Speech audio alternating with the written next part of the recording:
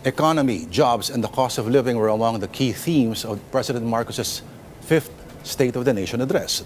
And to help us break down the economic implications of the SONA, we are now joined by RCBC Chief Economist Mike Ricafort. Sir, thank you for your time, sir. Thank you for joining us in the studio. Yeah, thank you so much for having me, All right. Sir Lord. Palagi ninyong sinasabing reforms ang isa sa mga kailangan para pumasok ang investors. Kung ikaw ay nakikinig kanina, ano ba yung overall assessment mo dito sa panglimang SONA ng Pangulo? Kasi typically, Sir Lord, yung SONA, dapat naintindihan talaga ng common na tao, ng Pilipino, at yung impact sa buhay niya. No? So understandable talaga yung yung message, no? Although clear, no? Yung for the yung syempre na-incentivize din yung mga yung halimbawa yung pag-adjust sa exemption sa taxes for minimum wage earners, no? Kasi syempre yun yung realities na tumataas din kasi yung mga presyo ng bilihin, so dapat i-adjust din yung threshold, and at the same time mas maraming mako-cover do sa exemption sa... Sir Mike, wishlist lang yun eh. Okay lang ba yun? O yung dating ba nun ay, gagawa niya na ng paraan? Well, kasi ngayon, it's part of the relief din, no? Na may mga tao makarelate. No? Lalo na yung ordinaryong tao na lumalaban ng patas sa araw-araw, tapos nakipagsapalaran, no? Sa ibang lugar ng ating bansa, no? So, na-incentivize sila, no? At bibigyan sila ng konting, well, hindi naman konti, but bibigyan sila ng hope na, at least ginhawa to, no? Makatulong to, maibsan, at kasi yung purchasing power ng peso, nabawasan sa pagtaas ng presyo ng mga bilihin over the years, no? So, yun ang yung mga at least na incentivize yung mga naghanap buhay din. No? Hindi ko alam kung binanggit, pero isa ka sa mga palagay ko ay na positibo ang pagtanggap dito sa yung upper middle income na tayo ang Pilipinas. Hindi ko alam kung nabanggit niya kanina yun. Binandera niya ba kanina? Well, yung naman kasi, yan kasi hindi talaga siya cure-all or encompasses everything, no? In the sense na kailangan may dyan dichotomize. Ultimo yung World Bank mismo, may kulatilya siya doon na by saying na, well, it doesn't reflect yung, marito yung kita, no? Kasi yung parang pinaka, highlight yung kita ng Pilipino, yung kasi yung threshold. Pero realidad, it took almost 40 years, since 1987. So medyo patagal-tagal kasi yung mga neighboring countries natin, lalo yung mga medyo maunlad, tulad ng Vietnam, it took them less than half the time. At maraming magsasabi na, hindi naman kami naniniwala dyan. Totoo po yan kasi ultimo yung World Bank siya nagsabi kasi it may not reflect yung mga presyo ng bilihin, yung pagtaas ng presyo ng bilihin, yung inflation. Hindi rin nagre-reflect doon yung mga mahihirap. Meron pa rin naman kasi mahihirap. At yung gap, no, between the rich and the poor, yung inequality. No, kumbaga yung yung inclusiveness ng economic growth and development. No, it doesn't may limitasyon din siya. Well, yung sinasabi nila na parang ang obscene daw isipin na nagkakaroon ng isang trilyonaryo sa isang lipunan na tulad ng sa atin. At sabihin natin na yung agwat ng mahirap sa mayaman ay lumalayo. Well, maaaring, kasi typical yan sa mga developing countries na talagang malaki yung agwat, no? Yung merong, sa progress, may, minsan yung benefit inures more to the benefit of those with haves, no? And compared to sa have-nots, rather, no? Yung mga walang oportunidad, lalo na iwanan, yung may oportunidad, lalo sila lumalago, no? Parang, kasi, parang ang tagal na nga natin kumbaga parang nag-graduate na estudyante yan. It took matagal. It took 39 years, no? So sige, it's a positive signal from the point of view of yung nabarkada kasi estudyanteng yon, sir. Nabarkada sa may bisyo. So ano po yung parang siyempre ang assessment po diyan parang ito, pag critical thinking, kung wala yung mga OFW, lalo na tagalan. At yung inuuwi nila dito, yung pinagsikapan nila, yung siyempre, pinagpaguran nila sa ibang bansa, naiuwi nila dito sa mga pamilya na at ginastos dito sa ating bansa at nakinabang tayo. Kumbaga parang sinasabi doon, nandun yung oportunidad sa labas na, minsan gano'n dapat andito yon. So, pero at least may optionality sila. Pero kasama talaga sa realidad yun. Kasi otherwise, yun ang naging chance nila na umunlad at guminhawa yung buhay, ay pagsapalaran. So, yun, OFW, $40 billion per year. At bukod doon, yung may naka-overtake na dyan, yung BPO revenues. This year, magiging $42 billion. Last year, $40 billion. At ang employment ng BPO, 2 million employees. Ito, balik na tayo, 2004, that was like 21 years ago. 100,000 employees lang. Ngayon, 2 million. Pero sabi maglilipatan daw, totoo ba to? Sa, Yung mga BPOs, sa India daw. May ganong ulat pero kung magsistay naman yan, ay malaking bagay. Pero ang employment ba dyan, sapat na, no? Ganon ba siya kapermanente? At marami komunikasyon doon sa employment statistics na binanggit kanina. Kasi karamihan doon ay, sabihin natin, ang sukatan, Sir Mike, ay hindi naman daw talagang very sound. Kasi magtrabaho lang isang oras, kinukonsider empleyado na. Ewan kung gano'n ka-totoo to at ang pananaw ninyo. Pero pagbalik po natin mga kapatid, after this break, former Press Secretary Ricky Carandango will be joining in this conversation with RCBC Chief Economist Mike Ricafort. Sir Mike, ang mga bangko, anong pinapainggan pag sasawa ng ganyan? Usually, generally, tulad ko, no, for many years, iba-ibang administrasyon. So, well ano naman Siyempre, me as an economist, so talagang nitignan ko yung, kasi performance-wise. No? So, yung paano nag-fare yung ekonomiya natin, at lalo na ngayon, yung mga oportunidad. Meron bang presidente na nagsabi ng totoo? Yung sa totoong lagay ng ekonomiya? Siguro naman. Kasi, Lahat sila kasi sabihin nila, may konting challenge, pero... Si Ricky, paano kaya to? Well, I remember yung kay Erap when he made his first speech. Ay, oo. Sabi niya, Bangkarote tayo. No, that was an exaggeration. I think President Ramos economically was one of the best presidents in terms of economic policy. He left a growing economy with lots of investment. He opened up telecommunications, and he took on the elites to do Yeah. that. So he didn't sound like a populist, but yung mga ginawa niya was tended to have a populist impact. That created thousands of jobs, billions of dollars in investments. Going back to your point, this is not about President Ramos, but they tend to try to view the economy from a lens. Either they want to try to make it look worse than it is, or maybe slightly better than it is. I think that's the politics of it. Di ba? So maybe you're not going to get a full picture of the economy. Parang may konting... Yung predecessor ko kasi, May konting spin. may konting spin. Oo.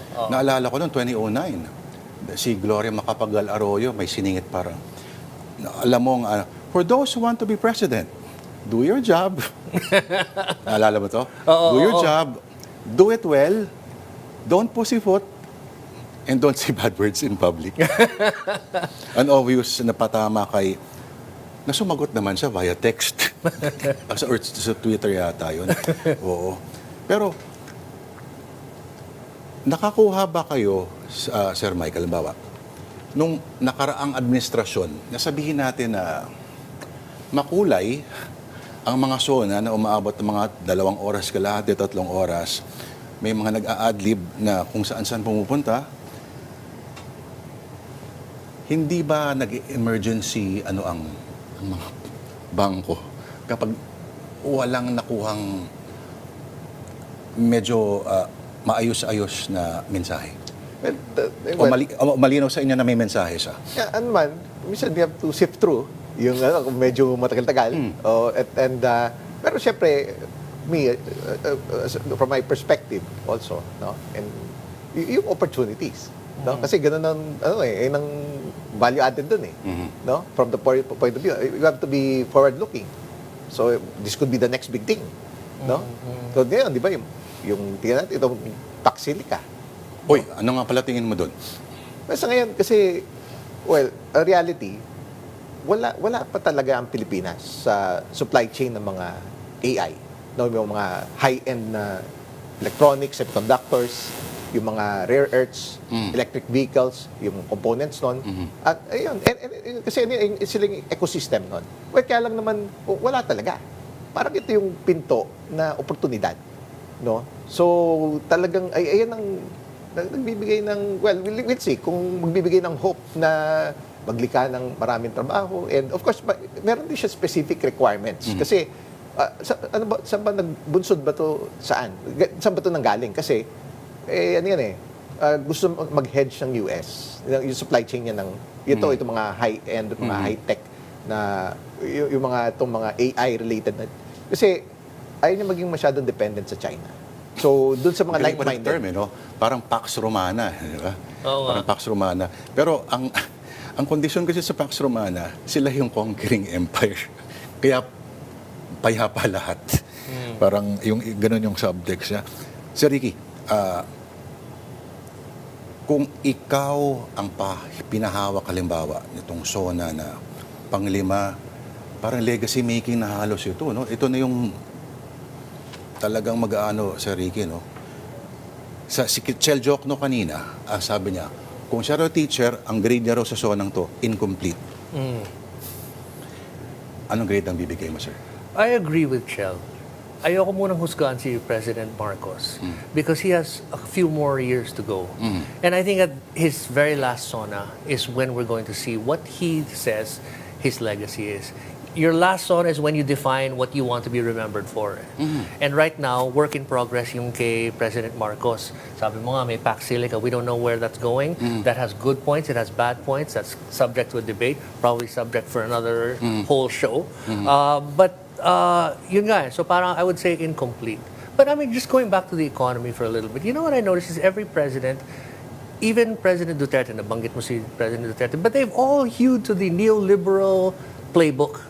President Duterte may have seemed unconventional, but his economic policy was very neoliberal. Yeah. Tax cuts for corporations, di ba?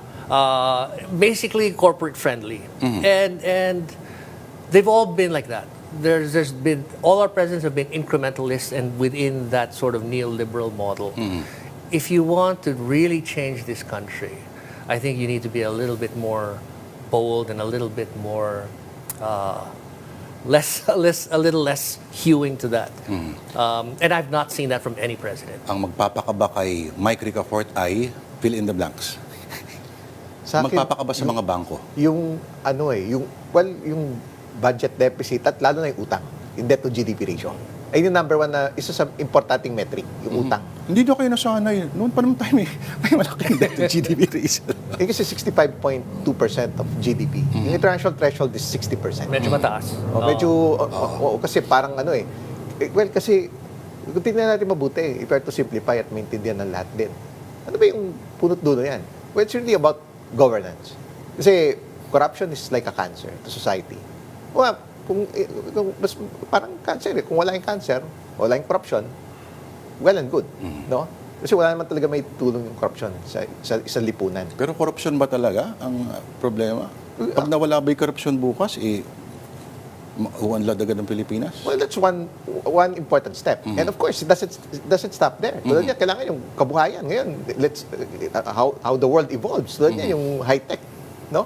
Wala pa tayo doon. At ito yung realidad. Kahit before, wala pa kasi yung kuryente, isa sa pinakamataas yung kuryente dito sa Southeast Asia.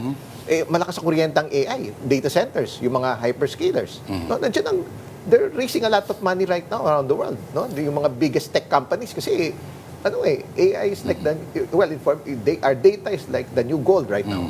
No? And malakas yan sa kuryente, malakas siya sa tubig, no? Sa utilities. Hindi lang dito, sa states, issues din yan. No? Nire-raise din yan.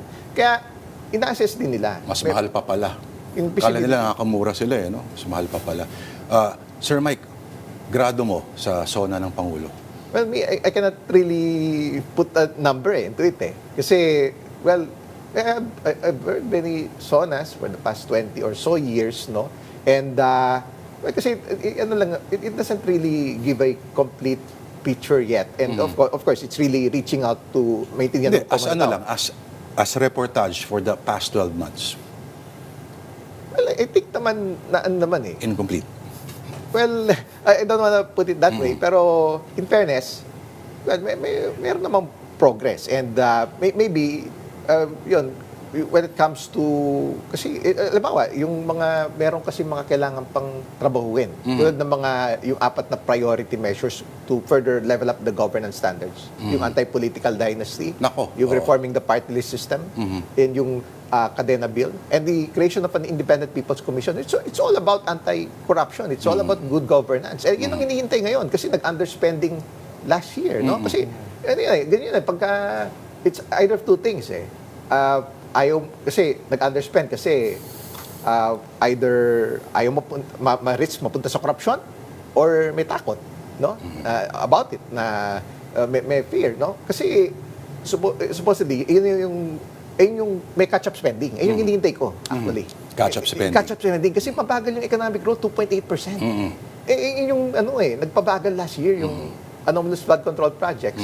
Kasi I think Huwag ka mag-alala. may konting similarities eh. If I remember it right also, nung first year ni na late former President Pinoy, di ba anti-corruption yung yung platform. And sinabi niya, allergic ako sa sabi ni late former President Pinoy, allergic ako sa dredging.